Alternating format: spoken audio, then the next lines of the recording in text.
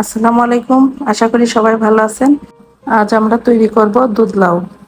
আমার বেলকনির গাছের লাউ দিয়ে আমি দুধ লাউ রান্না করব। প্রথমে লাউটা কেটে ধুয়ে তারপরে গ্রেটার দিয়ে গ্রেট করে নিব। নিয়ে এরপরে পানি দিয়ে ভালো মতো ধুইতে হবে। ধুয়ে একটা প্যান চুলায় বসিয়ে ওর মধ্যে পানি ফুটিয়ে নিব। ফুটিয়ে সেই পানির মধ্যে আমি লাউটা দিয়ে দিব। লাউটা ভালো মতো বলক হলে তারপরে আমি নামিয়ে নিব। নিজের লাগানো গাছের লাউ খুব আনন্দ লাগছে। খুব আনন্দ করেই আমি রান্নাটা করেছি। বেলকনিতে যে এত সুন্দর লাউ হবে আমি চিন্তাই করিনি। আমার খুব ভালো লাগছে, তাই আপনাদের সাথে আমি শেয়ার করলাম আমার গাছের লাউগুলা। লাউটা একটু ভালো মতো ভাপ দিয়ে নিতে হবে, আর পানির মধ্যেই রাখবে এজন্য যাতে কালো না হয়ে যায়। আপনারা যখন লাউটা গ্রেট করবেন ওই সময় গ্রেট করেই পানির মধ্যে দিতে হবে, নাহলে লাউটা কালো হয়ে যায়। কালো হলে দেখতে ভালো লাগে না।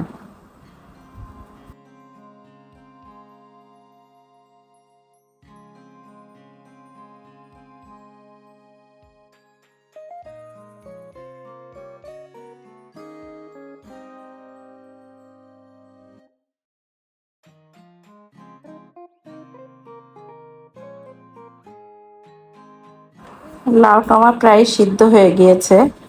সিদ্ধটা হলে আমি নামিয়ে নিব। নামিয়ে ভালো মতো ঠান্ডা পানিটা ভালো মতো ধুয়ে নিতে হবে। ধুয়ে নিয়ে তারপরে অনেকক্ষণ চিপে নিতে হবে, একটু পানি থাকা যাবে না। এখন আমি লাউটা ঢেলে ফেলবো।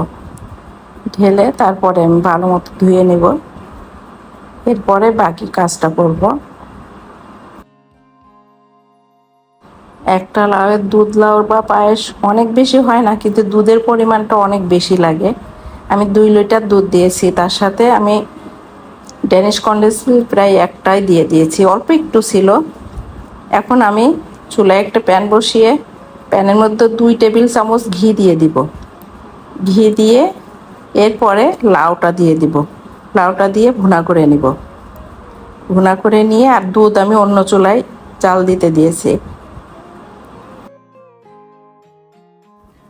লাউটা একটু সময় নিয়ে ভুনা করতে হয়, না হলে লাউয়ের গন্ধটা থেকে যায়।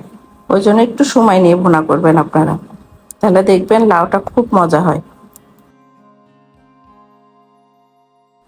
আর আপনারা কারা কারা দুধ লাউ পছন্দ করেন অবশ্যই আমাকে কমেন্ট করে জানাবেন।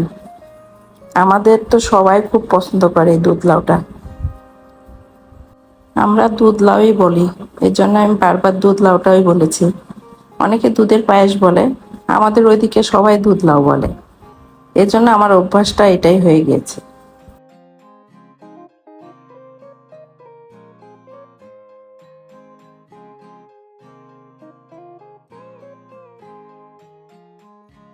আমার লাউটা ভুনা করা শেষ হয়ে গিয়েছে।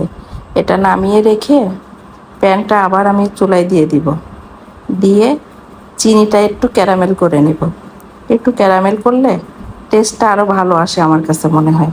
ওই জন্য আমি একটু চিনিটা একটু ক্যারামেল করবো, হালকা করব। করে এরপরে আমি দুধ দিয়ে দিব। অনেকে হয়তো ক্যারামেলটা পছন্দ করে না, আমার আবার অনেক ভালো লাগে। আর আমার বাসায় সবাই পছন্দ করে এইভাবেই, এজন্য আমি এভাবেই করি। আর দুধ লাউটা রান্না করা শিখেছি আমার শাশুড়ির কাছ থেকে। আমার শাশুড়ি ক্যারামেল করতো না, কিন্তু আমি একটু ক্যারামেল করেই দিই। আমার কাছে কেন জানি ভালো লাগে। আর ইন্ডাকশনে যে কোনো রান্না একটু দেরিই হয়, ক্যারামেলটা করতে গেলেও মনে হয় যে সময় লাগে।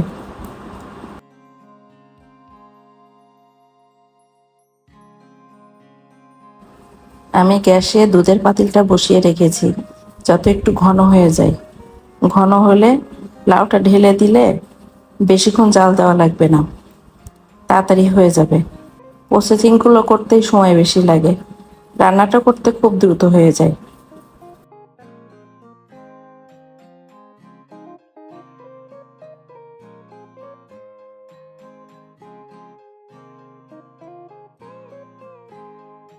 আমার ক্যারামেলটা প্রায় হয়ে গিয়েছে, আর একটু কালার করব, খুব বেশি ডিপ করব না। আমি ক্যারামেলের ভিতরে দুধটা দিয়ে দিয়েছি। দুধটা দেওয়ার সময় আমি দেখাই নেই। তারপরে এটা একটু গলে গেলে চিনিটা, তারপরে আমি লাউটা দিয়ে দিব দুধের মধ্যে। আমি গ্যাসের চুলায় যে দুধটা বসিয়েছি ওই দুধের মধ্যে আমি লাউটা ঢেলে দিব। ঢেলে দিয়ে এরপরে এই ক্যারামেলটা দিয়ে দেব। এখন আমি দুধের মধ্যে লাউটা ঢেলে দিব, দিয়ে একটু নাড়াচাড়া করে ক্যারামেলটা ঢেলে দিব। দিয়ে চিনিটা একটু চেখে দেখতে হবে মিষ্টিটা কতটুকু হয়েছে। যেহেতু আমি ড্যানিশটা দিয়ে দিব, তো ড্যানিশ দিলে দেখবেন যে কোনো মিষ্টি জিনিসের টেস্ট ভালো আসে। আর আমি হাফ চা চামচ দিয়ে দিলাম এলাচের গুঁড়া, আর স্বাদ অনুযায়ী দিলাম লবণটা। লবণটা খুবই সামান্য মিষ্টিটা ব্যালেন্স করার জন্য। আমি মিষ্টি জিনিসে একটু লবণ দিই, আমার কাছে মনে হয় যে মিষ্টিটা ব্যালেন্স করে।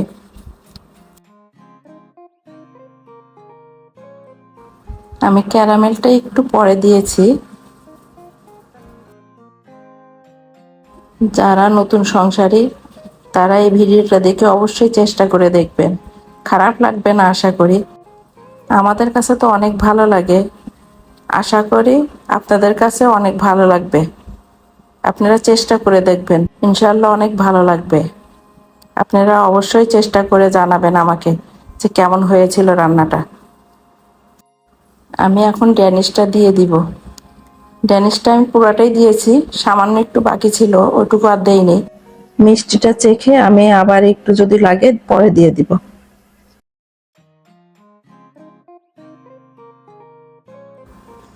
আমি মিষ্টিটা চেখে আর একটুখানি দিলাম, যেহেতু মিষ্টিটা আমরা বেশি খাই সেই অনুযায়ী আর একটু দিয়ে দিয়েছি। দিয়ে এরপরে আমি কর্নফ্লাওয়ার দেবো। একটু কর্নফ্লাওয়ার দিতে হয়, না হলে পুরাই পানি পানি হয়। অল্প দিব, বেশি দিব না, 2 টেবিল চামচ হয়তো দিব, কারণ আমার পরিমাণটা একেবারেই কম না, লাউটা বেশ বড় ছিল। আর লাউয়ের বিচিগুলো দেওয়া যায় না, কিন্তু শুধু পিঠের অংশ। এখন আমি কর্নফ্লাওয়ারটা গুলিয়ে নিব। কর্নফ্লাওয়ারটা গুলিয়ে নামানোর আগে দিয়ে দিব। আমার লাউটা রান্না প্রায় হয়ে গিয়েছে। এখন কর্নফ্লাওয়ারটা দিব। কর্নফ্লাওয়ারটা দিয়ে আর একটু নাড়াচাড়া করে তারপরে পরিবেশন করে আপনাদের দেখাবো। আর আমার ভিডিওটা আপনাদের কাছে কেমন লাগে, যদি ভালো লাগে অবশ্যই লাইক, শেয়ার, সাবস্ক্রাইব করে আমার সাথে থাকবেন আর আমার ভালো বন্ধু হয়ে থাকবেন।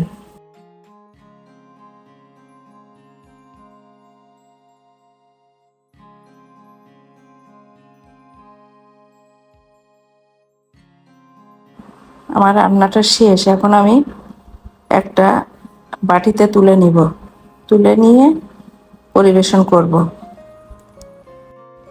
অবশ্যই আপনারা আমার পাশে থেকে আমাকে সাপোর্ট করে যাবেন আর আমার উৎসাহ বাড়াবেন, আমি যেন ভালো কিছু করতে পারি।